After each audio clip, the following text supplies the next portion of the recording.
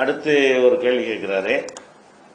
தாயிஃப் நகரத்தில் நபி ஸல்லல்லாஹு அலைஹி வஸல்லம் அவர்களுக்கு நடந்த துன்பங்களுக்கு பிறகு நபியிடம் 2 வானவர்கள் வந்து 2 மலைகளுக்கு இடையில் இந்த நகரத்தை அழித்து விடவா என்று கேட்ட சம்பவம் பற்றி நபிகள் நாயகம் வரலாற்று தொடரில் கேட்டுள்ளேன்.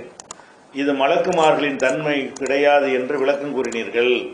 இதற்கு விளக்கம் தரவும் கேட்கிறார். என்ன கேட்கிறார்? அதாவது நபிமார்கள் வரலாறுன்னு சொல்லி நான் பேசும்போது சொன்னதா சொல்றாரு. ரொம்ப காலத்துக்கு முந்தைய என்ன பேசுன எனக்கு யாபம் இல்லை. என்ன பேசுனேங்கிறத என்ன செய்யணும், அதை பார்த்தா தான் சொல்ல முடியும். ஆனா என்ன கேட்கிறாருன்னு கேட்டா, தாயிஃப்ல வந்து ரசூலுல்லாஹ் வந்து ரொம்ப கொடுமைப்படுத்தினாங்க.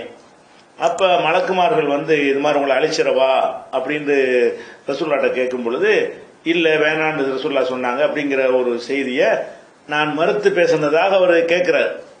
அப்படி நான் மறுத்து பேசுறதுக்கு வாய்ப்பில்லை, என்ன பேசுறேன்னு எனக்கு தெரியல, அது கேட்டுக்கணும். ஆனா அது சம்பந்தமான விஷயம் என்னன்னு கேட்டீங்கன்னா, புகாரில நிறைய இடத்துல வருது. புகாரில 3231வது ஹதீஸ்ல வருகிறது.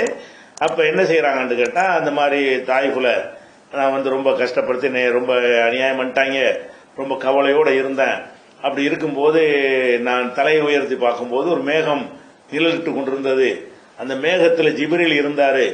ஜிப்ரீல் என்னை கூப்பிட்டு சொன்னாரு, உம்முடைய முறையீட்டை வந்து அல்லாஹ் கேட்டுக்கொண்டிருக்கிறான், இவர்கள் உமக்கு சொன்ன பதிலையும் அல்லாஹ் கேட்டுக்கொண்டிருக்கிறான், உமக்கு மலக்குமார்கள் மலையின் பொறுப்பாளியாக இருக்கிற மலக்கை உம்மிடத்தில் அனுப்பி இருக்கிறான், நீ விரும்பிய கட்டளையை அவருக்கு போட்டுக்கொள்ளலாம்.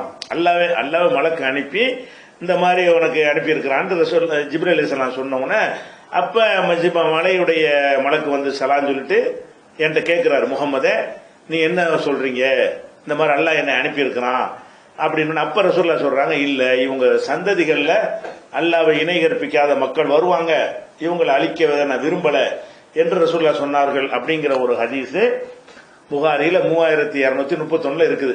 அப்ப மலக்கு வந்தாங்க என்பதும் மலக்கிட்ட இந்த மாதிரி கேட்டாங்க என்பதும் ரசூலுல்லாஹ் வந்து அப்படி செய்ய வேண்டாம்னு சொன்னது என்பதும் ஆதாரப்பூர்வமான ஹதீஸாக இருக்கிறது. இதுக்கு மாத்தப்பா நான் பேசி இருந்தேன்னு சொன்னா தவறு தான், அது பார்க்கணுது. அப்படி என்ன பேசினேன், யாவது 15 வருஷத்துக்கு 20 வருஷம் முந்தின ஒரு விஷயம் நீங்க சொல்றது, அது இருந்தாலும் அதை தேடி பார்த்து விட்டு என்ன செய்வோம், அப்படி இருந்தால் மாத்திக்கொள்வோம். ஆனா ஹதீஸ்ல இருக்கிறது. மலக்கா வந்து கேட்டார்னு இல்ல, அல்லாஹ்வும் அனுப்பி உங்களுக்கு இது மாதிரி கோரிக்கை இருந்தா சொல்லுங்க என்று கேட்டான்ங்கிற ஹதீஸ் இருக்கிறது. புகாரில நீங்களே பார்த்துக்கலாம் 3231.